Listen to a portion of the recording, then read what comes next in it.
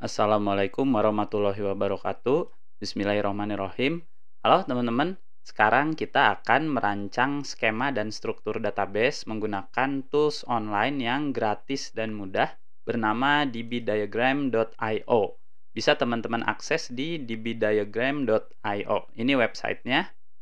Kita akan merancang database bajak laut terinspirasi dari film One Piece, di mana hasil akhir dari perancangannya adalah seperti ini diagramnya. Ada bajak laut, kru, dan jabatan. Lalu seperti ini hasil ekspor script SQL-nya. Jadi nanti dari diagram bisa kita langsung ekspor menjadi script SQL. Langsung aja kita klik tombol Create Your Diagram. Oke. Selanjutnya kita kosongkan dulu scriptnya. Seperti ini. Oke, langkah pertama kita terjemahkan dulu alur ceritanya ke struktur data. Bisnisnya apa? Kita terjemahkan jadi struktur data. Seperti ini bisnisnya bajak laut. Ada bajak laut, contohnya Luffy, ada Shanks. Berarti kita butuh tabel bajak laut. Lalu masing-masing bajak laut itu punya kru. Contohnya Usopp, Beckman, Big Mom. Berarti kita butuh tabel kru. Selanjutnya, tiap kru ini punya jabatan. Berarti kita butuh tabel referensi jabatan yang isinya bisa ada kapten, koki, penggembira, dan lain-lain. Oke, selanjutnya kita rancang tabel tersebut menggunakan bahasa DBML. Jadi bahasa yang akan kita gunakan di sini adalah bahasa open source yang memudahkan kita merancang dan memvisualisasikan struktur database relasional dan tidak bergantung pada vendor database-nya. Jadi DBML ini bisa kita gunakan untuk merancang struktur database-nya MySQL, Postgre, SQL Server, dan lain-lainnya. Pertama kita buat dulu tabel-tabelnya. Jadi kalau kita lihat ke struktur data ini, kita butuh 3 tabel, bajak laut, kru, dan jabatan. Kita buat pakai sintaks DBML. Table, huruf besar, lalu nama tabelnya. Kita gunakan kaidah penulisan tabel yang baik ya, jadi huruf kecil semua, lalu tidak pakai spasi, diganti underline. Lalu di bajak laut, ada ID bajak laut. Untuk pengidentifikasinya, bentuknya adalah integer atau angka. Lalu ini kita jadikan primary key. Oke, selanjutnya kita perbesar. Selanjutnya ada nama. Nama bajak lautnya apa? Apakah bajak laut topi jerami, bajak laut rambut merah. Lalu selanjutnya ada asal daerahnya. Bajak lautnya asalnya dari North Blue atau South Blue atau dari Calm Belt itu ya. Lalu selanjutnya kita membuat tabel kru. Kru ini isinya ada ID dari krunya seperti tadi. Karena akan menjadi primary key, maka kita labeli primary key integer. Lalu kru bajak laut itu butuh ID bajak lautnya.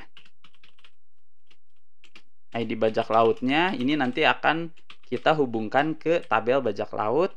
Lalu ada nama krunya, ID jabatannya, dan terakhir adalah nilai buronan, di mana nilai buronannya ini adalah integer juga. Selanjutnya kita membuat tabel referensi jabatan. Karena tabel referensi jabatan ini isinya nggak akan banyak ya, hanya jabatan yang mungkin ada di bajak laut, di perbajak lautan, maka saya menggunakan penamaan ref sebagai referensi. Artinya di tabel ini nggak akan ada data yang terus-terusan bertambah. Jabatan, di mana di dalamnya ada ID jabatan, integer kembali, dan sebagai primary key. Lalu ada nama yang tipe datanya varchar. Di sini teman-teman harus tepat ya mendefinisikan si tipe datanya dari masing-masing tabel. Oke, selanjutnya kita bisa lihat nih tabelnya sudah jadi 3. Selanjutnya kita membuat hubungan antar tabel dengan sintaks ref. Di dalam ref ini pertama kita akan merelasikan antara ID jabatan dengan ID jabatan di kru bajak laut. Sorry, ini bukan ID jabatan ya, tapi ID jabatan. Oke, Kita tulis di sini ref jabatan, tabelnya, lalu atributnya, ID jabatan. Lalu relasinya, satu ke banyak, tandanya seperti ini. Untuk tanda satu ke banyak, kru ID jabatan. Artinya, satu ID jabatan bisa ada banyak kru. Yang jabatannya kapten bisa ada banyak, yang jabatannya misalnya petarung juga itu bisa ada banyak. Seperti ini kita lihat ada sambungan di sini muncul. Lalu referensi selanjutnya adalah bajak laut. Satu bajak laut, ID bajak laut itu bisa memiliki banyak kru. Maka di sini kru ID bajak laut. Nah, di sini kita sudah menghubungkan referensi dari tiap tabel, di mana satu bajak laut itu bisa punya beberapa kru dan tiap kru itu bisa memiliki jabatan. Ini visualisasinya.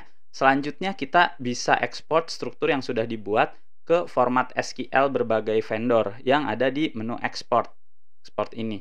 Kalau sudah diklik nanti hasilnya seperti ini ya teman-teman. Klik ekspor. Seperti biasa kita belum sign up. Di sini kita perlu sign up dulu. Bisa sign up dengan akun Google.